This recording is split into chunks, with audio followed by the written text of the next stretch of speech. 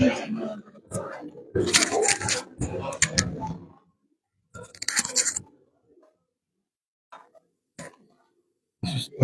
n'y a pas de souci, allez.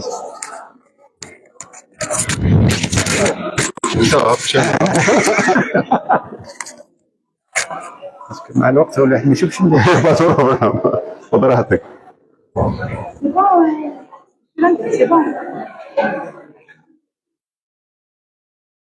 Non, c'est bon, c'est allumé là.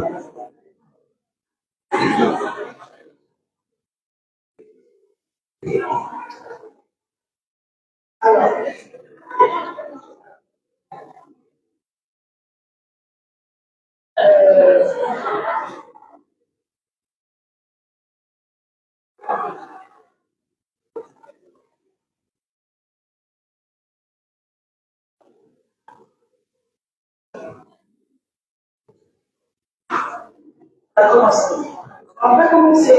Un peu de silence, s'il vous plaît. Un peu de silence, s'il vous plaît, on commence. Alors, monsieur le responsable de la filière architecture, chers collègues, chers invités, chers étudiants, je vous remercie de votre présence à cette journée intitulée Start-up en architecture. Cette journée vient pour, d'une part, expliciter les start-up en architecture et soulever toute ambiguïté autour de ce sujet d'actualité est devenu incontournable. J'avais publié en avril 2024 un article qui traite des start-up à l'université et sa préparation organisationnelle, structurelle, éducative et pédagogique à développer les start-up. Cette journée est dans la suite logique de ce raisonnement et je remercie Monsieur Souhami d'être présent pour animer cette journée.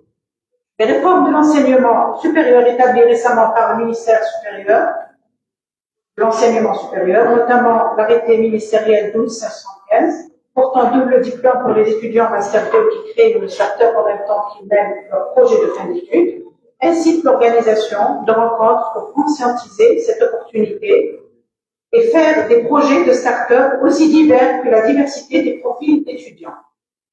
L'objectif de cette rencontre est de sensibiliser les étudiants d'architecture à ces réformes afin qu'ils puissent s'inscrire dans le profil de créateurs de start-up et de ne pas rester en marge de ces opportunités à l'instar de leurs pairs de différentes filières.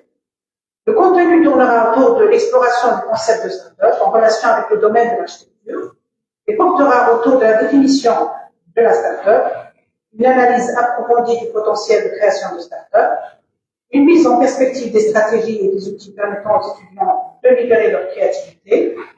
Et la journée sera organisée en 2 temps. Une conférence en plénière destinée aux enseignants et étudiants en architecture de tous les paliers. Elle sera suivie de la présentation d'un projet de fin d'études de mademoiselle Sahel, Nora, une étudiante qui a créé sa start-up en 2024. Ensuite, une consultation de projet de quelques étudiants inscrits en Master 1 et 2, désireux de faire émerger des idées de start-up à partir de leur projet. Je laisse la parole à Monsieur Souhami avec mes remerciements. Bonjour à tous. Alors, merci pour la énième invitation. Je crois que c'est la 3e fois que je suis invité à STEF pour venir faire des conférences. Ça a toujours été dans des thématiques différentes. La première fois, c'était sur tout ce qui est patrimoine. La 2e année, c'était sur la question de l'habitat, des expériences pédagogiques. Cette année, par contre, je suis invité pour parler un peu donc tout ce qui est start-up et innovation en architecture. Alors, je parle aussi en tant qu'expert, étant donné que j'ai moi-même suivi des formations pour des startups, mais qui étaient plus orientées développement durable. D'ailleurs, c'est un truc qu'on va voir ensemble.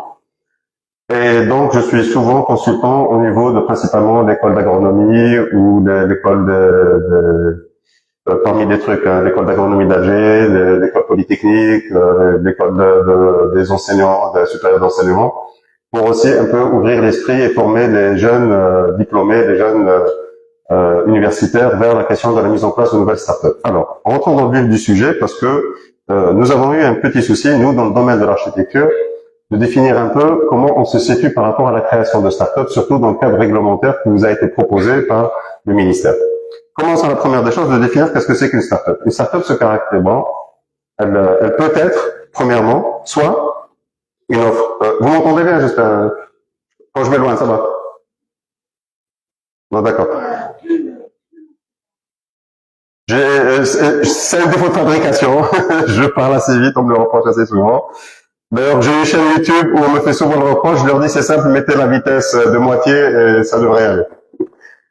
Donc, alors une startup, c'est premièrement soit un produit, soit un service. Vous avez par exemple le produit de marché, ou par exemple là, c'est une entreprise algérienne qui offre le service tous les week-ends, pendant l'année ou pendant les vacances, de voyage et de balade dans le territoire. Donc, ils se proposent de découvrir le territoire algérien de différentes parties à différentes destinations. Donc, c'est soit des produits, soit des services, mais qu'ils ont une dimension innovante. C'est une façon de faire différente de l'habituel. Il ne s'agit pas de produire une entreprise classique, selon le processus produit une boîte de lait, fabriquée, vendue, etc. Mais il s'agit d'avoir une dimension innovante qui peut être aussi bien dans le produit que dans le processus. On va le voir. Et qui fait la différence, c'est que ça part du besoin. Ça part fondamentalement d'un besoin que nous avons identifié chez les usagers. Des gens qui pratiquent une certaine activité et dont on repère qu'il y a un dysfonctionnement ou un manque ou une façon de pouvoir améliorer. Et là, on se dit, tiens, il y a quelque chose à faire pour pouvoir innover et faire différemment. Il ne s'agit pas donc obligatoirement d'inventer carrément quelque chose de totalement nouveau. D'ailleurs, on va voir tout de suite que c'est pas du tout la priorité de créer des choses totalement nouvelles. Mais plus vous allez observer des usagers, partir de ça, c'est le fondement. C'est pour ça que nous, les architectes, on va se rendre compte qu'on est les plus chanceux par rapport à toutes les autres disciplines, parce que notre discipline, à la base, c'est des usagers. Donc c'est à la base des usagers qui finalement on passe notre temps à faire, on produit des architectures et des bâtiments pour des usagers. Donc on passe notre temps à observer.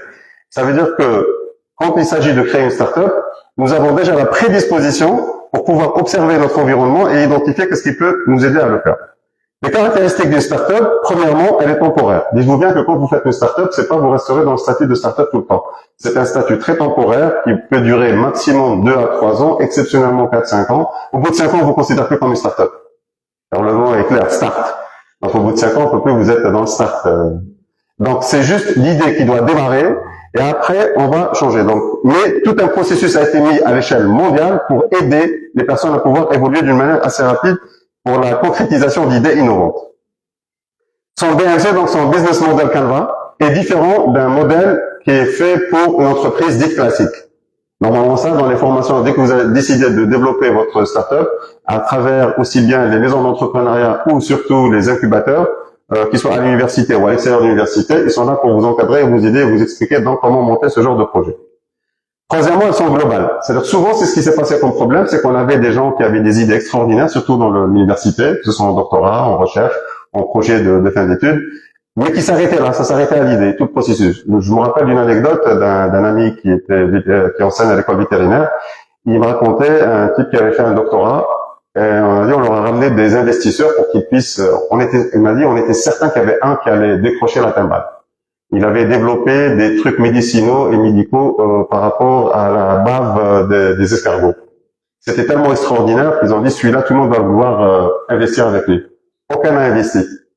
Ils ont essayé de comprendre ce qui s'est passé, ils se sont rendus compte que la personne, quand elle présentait pour les investisseurs, il leur parlait de la formule chimique, du processus de recherche que eux ne comprenaient pas. Eux, ce qu'ils venaient voir, ton produit, il va m'apporter quoi, je dois donner quoi, et on va faire quoi, et gagner quoi. À partir de ce moment-là, on se rendait compte qu'on pouvait avoir les plus belles idées, s'il n'y a pas tout un système qui nous permet de les inscrire dans un processus entrepreneurial pour les transformer en quelque chose qui se vend et qui peut rentrer de l'argent, ben ça marche pas. C'est pour ça qu'on parle d'une start-up, c'est une vision globale. Il suffit pas de venir avec l'idée, mais on va vous aider, vous êtes accompagné pour pouvoir carrément matérialiser ça dans un environnement entrepreneurial qui est différent d'un pays à un autre ou d'une discipline à une autre. Enfin, il est scalable. Qu'est-ce que ça veut dire scalable?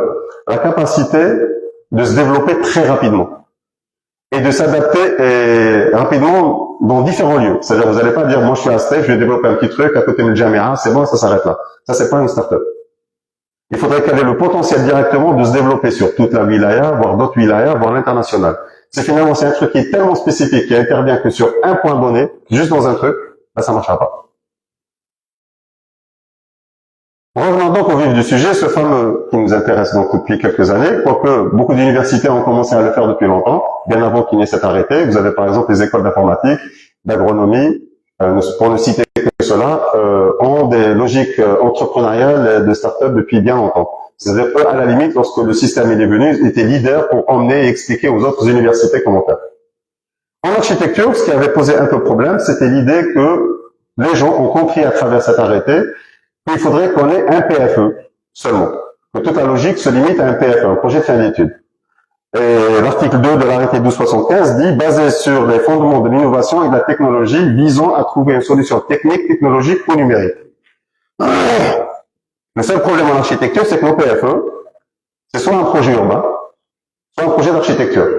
Ça ne peut pas faire l'objet d'une start-up. Par contre, si on lit l'article 7, et c'est là que ça devient intéressant pour nous, les étudiants préparant un mémoire de fin d'études, quelle que soit la discipline, pour l'obtention d'un diplôme universitaire peuvent se constituer en équipe de travail constituée de petits, de 2 à 6 étudiants de différentes spécialités.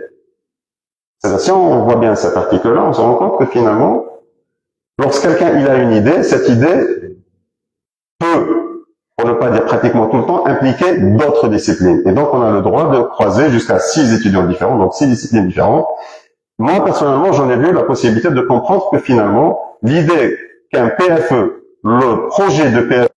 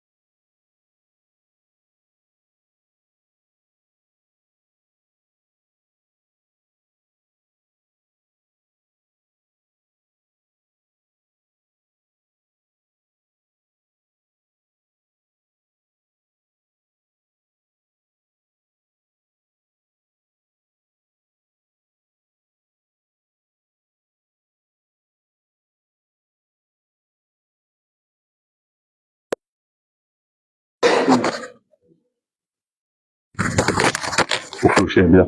C'est bon? Ok, désolé pour cette petite intermède. Alors, il y avait un manque d'outils, donc lui, il considérait qu'à un moment donné, sortir des plans, travailler dessus, c'était pas très pratique. Donc, il a développé une application sur un téléphone. Donc, vous imaginez, c'est un architecte. C'est-à-dire que, automatiquement, les compétences pour pouvoir développer l'application ne se limitaient pas seulement. C'est lui qui a eu l'idée. C'est pas l'informaticien qui aura cette idée. C'est l'architecte qui a eu l'idée, qui a eu ce besoin de se dire, moi, j'ai besoin à n'importe quel moment de faire une implémentation sur un plan, etc. Donc, il faut que j'ai des outils beaucoup plus faciles. Ben, il a développé cette application qui lui permettait donc de pouvoir annoter facilement. On a le domaine de la modélisation. Ça, c'est un logiciel que vous connaissez tous, SketchUp. Ben, il est né d'une constatation qui est devenue donc une des startups les plus connues dans le monde, dans notre domaine de l'architecture et pas que. Ça, c'était Shell, Esch et Bacchus. Il y a deux architectes et un informaticien. Ils bossaient tous dans une grande boîte américaine. Et il y avait un problème. Ils se disaient, parce que vous, aujourd'hui, vous voyez la facilité avec laquelle vous modélisez avec SketchUp. Mais à l'époque, il n'y avait pas ce genre de logiciel. Il y avait AutoCAD, et je parle pas de l'AutoCAD de maintenant, je parle d'AutoCAD des années 90. Hein. Et pour modéliser juste un mur, il fallait être diplômé de Saint-Cyr. Il fallait avoir, donc c'était la balle des commandes pour faire un truc. Et ils se sont dit, est-ce qu'on pourrait pas développer, parce que nous, quand on fait une esquisse, on a besoin de rapidement monter juste une forme pour montrer au client, pour observer nous-mêmes, pour notre collègue observer. Sommes-nous obligés par des logiciels qui, pour faire la moindre opération de modélisation 3D, nécessitent des connaissances, des compétences, des outils puissants, etc. Parce que quand vous utilisez AutoCAD, avec toutes les fonctions qu'il a, Revit et compagnie, donc il faut des logiciels, pas des logiciels, des ordinateurs assez puissants. Déjà, on n'a pas besoin de ça, on a besoin de faire rapide, etc., etc. Et donc, a émergé l'idée de développer un logiciel qui permette rapidement. Et leur coup de génie, contrairement par exemple à Revit, qui eux, à l'époque c'était AutoCAD, ArchiCAD, leur coup de génie, c'était les autres, qu'est-ce qu'ils faisaient? Ils faisaient un logiciel qui était destiné à toute personne qui a besoin d'utiliser de la modélisation et du dessin. C'est-à-dire qu'il y avait tous les plugins qui servaient aussi bien à l'architecte, à l'ingénieur, à, je sais pas moi, au maître, tout le monde. Et donc, ce qui faisait que le logiciel était lourd et cher. Ils se sont dit, non, on va faire un truc basique, puis notre force, c'est les plugins. Tu veux quelque chose de spécifique, tu télécharges un plugin spécifique à toi. Ce qui permettait donc une facilité, donc un potentiel commercial beaucoup plus important, une facilité de choix, un détournement vers l'essentiel, c'est-à-dire que tous ceux qui à un moment donné achetaient AutoCAD juste pour faire du dessin 2D, mais ils étaient obligés de l'acheter complet.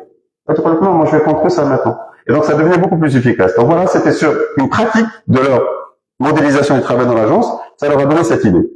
Nous aussi, on fait beaucoup de documentation. C'est-à-dire quoi la documentation? Si on va faire des relevés, donc on documente les projets qu'on étudie ou les sites sur lesquels on travaille, idem. Picciano est un architecte en Australie qui, il trouvait que c'était un coût élevé et complexe pour faire les relevés. Donc il a développé une application qui permettait directement grâce à l'outil, et surtout que maintenant, l'avantage, vous voyez, c'est 2016, c'est-à-dire là où le GPS il est rentré dedans, etc. Et donc, c'est une application qui est connectée au GPS, ce qui permet donc facilement de pouvoir relever un site d'une manière beaucoup plus simple et moins compliquée que d'habitude, et donc automatiquement beaucoup plus coûteuse, beaucoup moins coûteuse, et qui prend énormément moins de temps. On fait de la gestion. On fait maintenant, tout le monde connaît le BIM. Et à un moment donné, ces deux architectes aussi en Suède, ils se sont rendus compte que quand on fait du BIM, on a besoin d'avoir une bibliothèque un peu référence pour tout le monde, des objets que tout le monde peut utiliser, sur lesquels tout le monde peut se croiser. Or, chacun développait sa propre bibliothèque qui correspondait pas, qui n'était pas compatible avec quelqu'un d'autre, etc. Ils ont dit, tiens, pourquoi pas faire une plateforme pour tout le monde, que tout le monde peut télécharger la bibliothèque, les éléments, et comme ça, on aura un élément partagé par tout le monde, et ça évitera d'avoir donc ce qu'on appelle des bugs, de non-reconnaissance entre deux partenaires parce qu'ils n'utilisent pas les mêmes références d'éléments. On communique beaucoup sur l'architecture. Donc, à un moment donné, on a besoin, à part de concevoir, de diffuser, de raconter.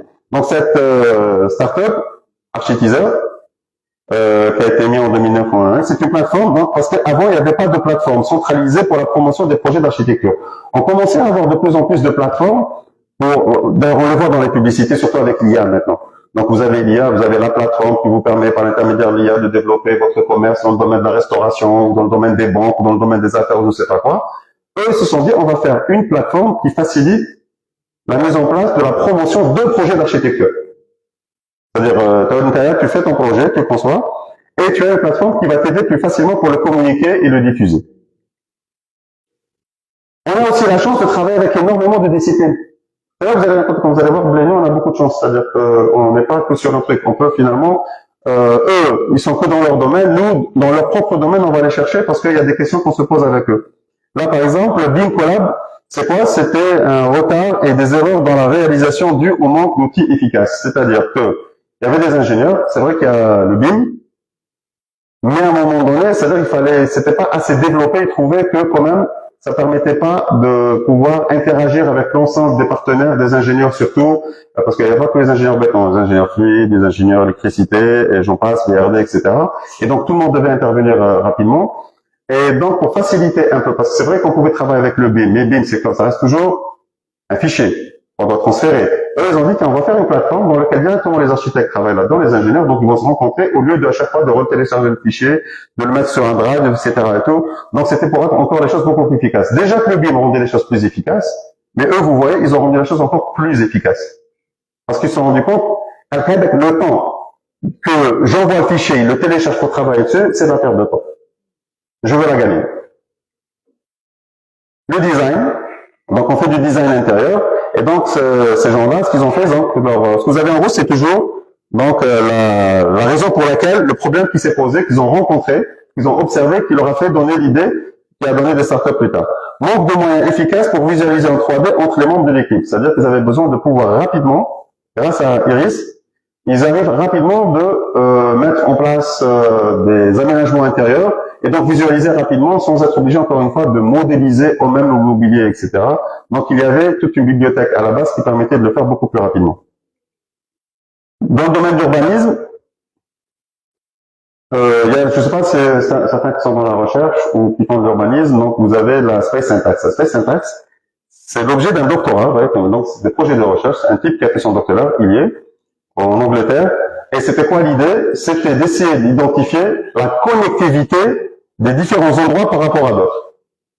Et ce qui était hyper intéressant, parce qu'à Londres, ils ont fait un essai suite à sa recherche, ils ont superposé la carte des agressions à Londres et, grâce à son plan, le niveau de connectivité des lieux par rapport aux autres. Ils se sont rendus compte que les endroits les moins connectés étaient les endroits où il y avait le plus d'agressions.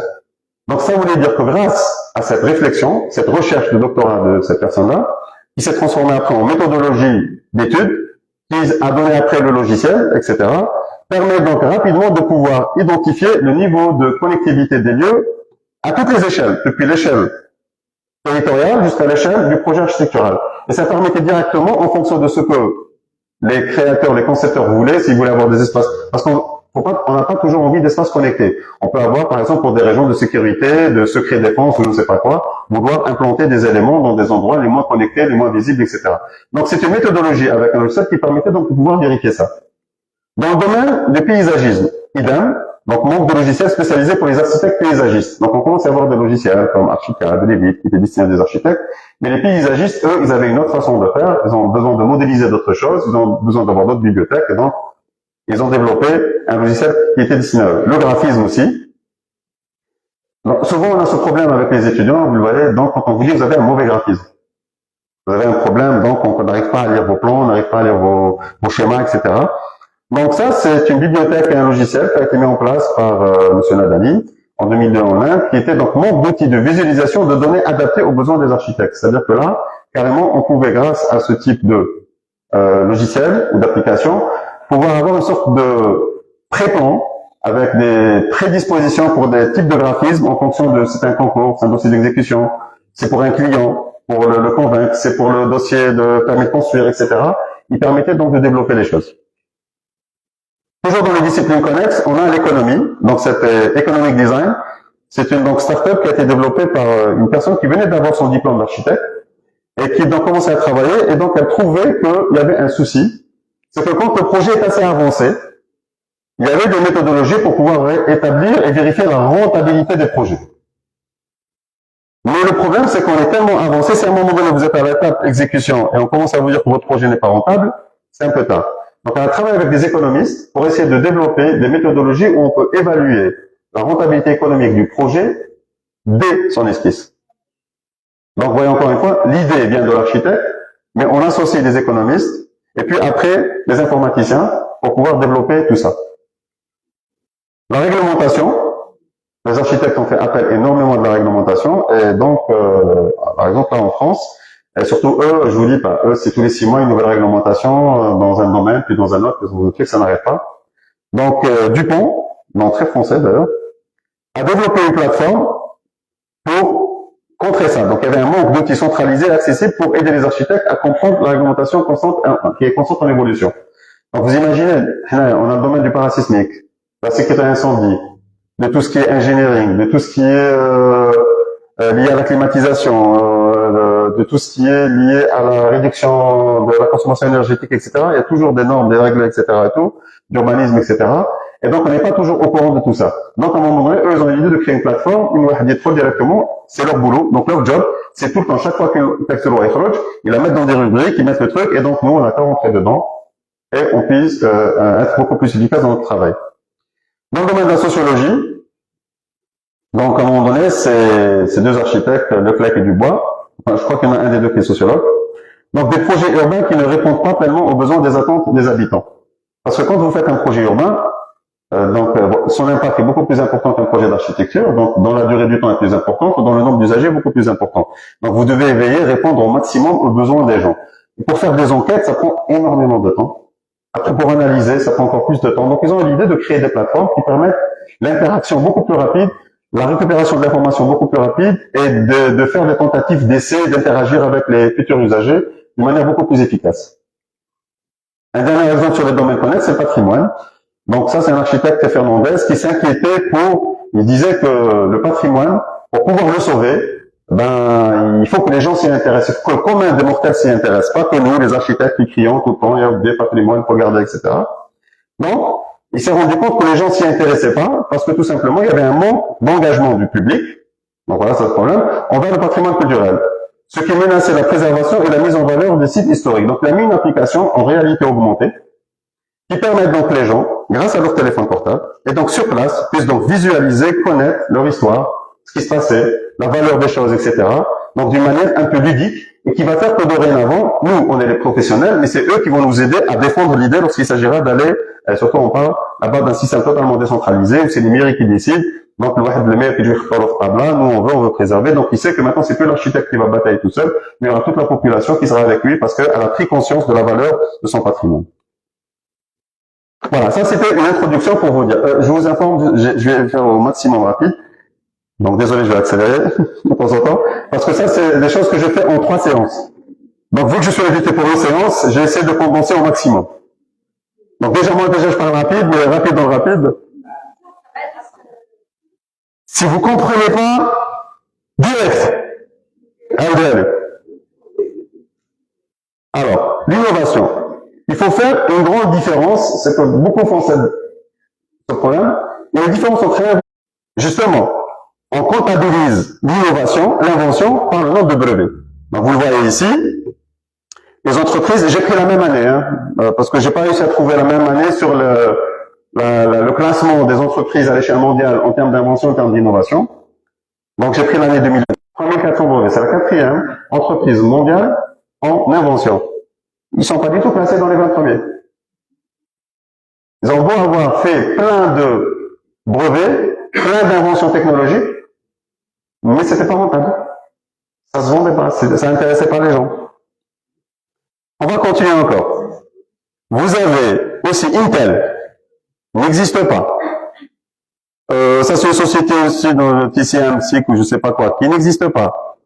Vous avez aussi cette entreprise qui n'existe pas. À E4, à Hadoma, ils représentent quasiment 12 000 brevets pour l'année 2021. Ils sont aucune d'elles n'est classée dans le classement ici. Par contre, on va commencer à voir ici. Apple, elle est classée première, mais 11e au nombre de brevets. Alphabet, c'est encore pire. Microsoft, mais je vais surtout Tesla. On se regarde les 20 entreprises qui ont le plus, les 25 entreprises qui ont le plus inventé en 2021 n'existent pas. 0 brevet, Tesla. Que des innovations. Bon, c'est un type reprochable et je vais vous expliquer la différence. Tesla, lorsque Elon Musk Mais on va lui reconnaître quand même des coups de génie qu'il a eu dans ces trucs-là, si c'est les siens, s'il les a pas récupérés, parce que de plus en plus on découvre que finalement quand on peut récupérer les idées des autres, puis c'est approprié. Bon, allez, c'était quand il a débarqué dans Tesla. Maintenant, je sais qu'en 2024 ou 2023, il est devenu premier en innovation, toujours zéro brevet. Avec SpaceX, ça c'est encore autre chose. C'est quoi l'idée? C'était de dire, par exemple, Tesla, c'était toutes les entreprises d'automobiles dans le monde étaient à essayer d'inventer la nouvelle batterie qui puisse permettre d'avoir 600-700 km d'autonomie. À l'époque où il a commencé, celles qui étaient les meilleures, c'était les Allemands. Je crois qu'ils étaient à 120-150 km maximum d'autonomie avant où il faut recharger. Lui, Tesla, pourquoi voulait inventer une nouvelle batterie? Il a pris 10 000 batteries de téléphone, de 100. Ça a donné l'équivalent d'une autonomie de 600 km pour une voiture. Donc, au lieu d'inventer un truc nouveau, il a détourné quelque chose qui existe. Et c'est ça l'idée d'innovation. C'est pas d'inventer quelque chose, mais de détourner, de rajouter un petit truc, de le transformer un peu, et on a innové. Parce que tout simplement, voici la grande différence entre l'invention et l'innovation. L'invention, elle est technique.